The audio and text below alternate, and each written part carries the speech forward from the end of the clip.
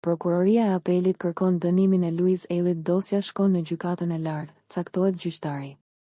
Prokuroria e Apelit ka ankimuar vendimin e shkallës së dytë të gjyqësorit që e shpalli të pafajshëm Luiz Ellin, këngëtarin dhe së fundmi aktorin Shkodran.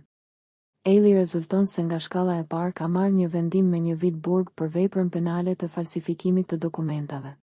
Ky vendim u ankimua në shkallën e dytë, ku Apeli, më 8 maj 2025, vendosi ta shpallë të pafajshëm. Bashkë me Luiz Ellin është dënuar edhe Fatmir Avduramani, personi që kishte përfituar nga akti i kryer prej Ellit, gjatë kohës që ky i fundit nuk ishte noter, por përdori vulën. Ky i fundit rezulton të jetë dënuar më parë në Itali për veprën penale të prostitucionit, ndërsa në 2021 ishte firmosur sekuestroja e pasurive, ndërsa në 2022 ju konfiskuan pasuritë.